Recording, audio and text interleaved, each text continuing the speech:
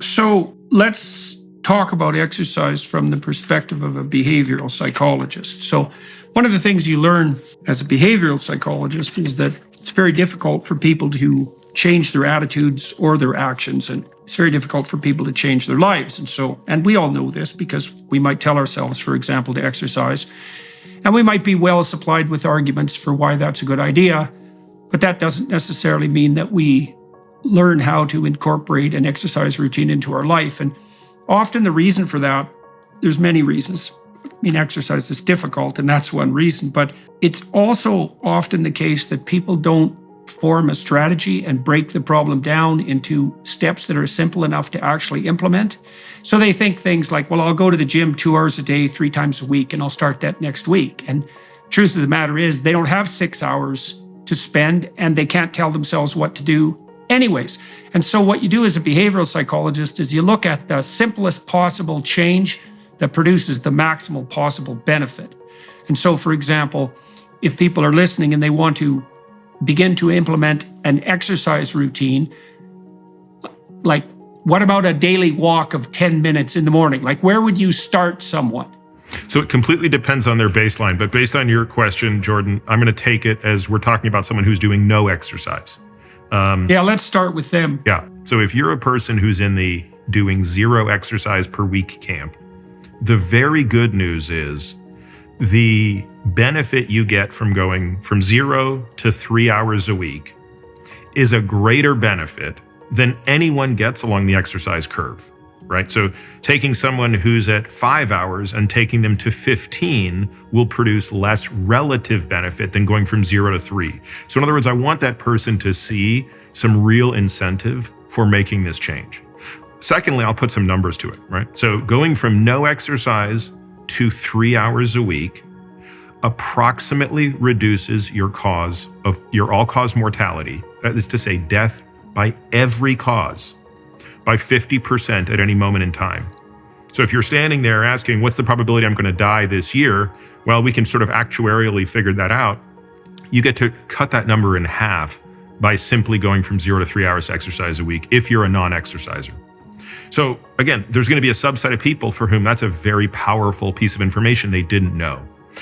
So then what I would say was, how do you do that? So I agree with you that you're much better off trying to do 30 minutes 6 times a week than 3 hours once a day, or 2 hours, in whatever fashion. So what I would say is the most effective way to do that is probably about 90 minutes of low intensity cardio. And for a person who's not particularly fit, that's going to amount to just brisk walking. Rather than tell them what to do, I tell them how to feel when they're doing it.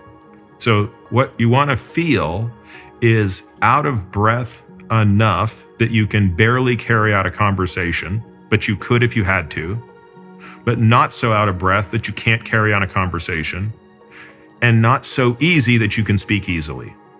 So there's that sweet spot in there. Physiologically, we call that zone 2, but I'm not going to bore them with that nomenclature. It's just basically 90 minutes, say 3 times 30 or 2 times 45 a week, where you're just out of breath enough that you don't want to talk, but you could if you had to. That's part 1. Right. So you push yourself slightly past your simple level of comfort. That's right. And so let me push on you a bit with regards to 3 hours a week. Again, from the perspective of taking someone from 0 to somewhere.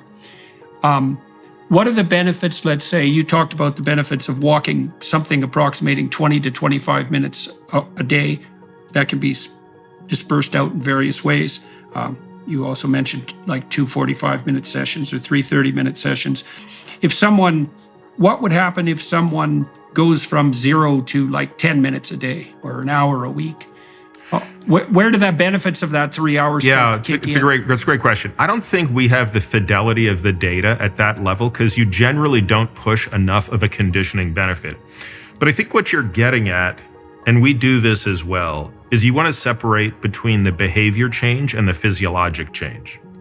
And for some people, if it's a person who's never done anything, you're right. The answer might be for every day when you wake up in the morning, rather than your normal routine of jumping in front of the computer, I want you to go and walk around the block once. It'll take 4 minutes.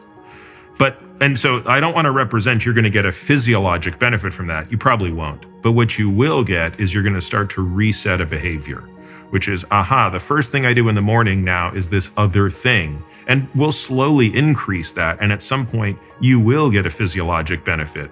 But what we're doing is planting the seed of how to change the behavior. Yeah, well, and you can always expand that over a year. I mean, your life is made up of the very small number of things that you repeat every day. And these are often things that people consider trivial. So, for example, lots of people sit down to have dinner with their family every evening, and they don't consider that special. But because you do it every damn day for an hour and a half, it's like 8% of your life.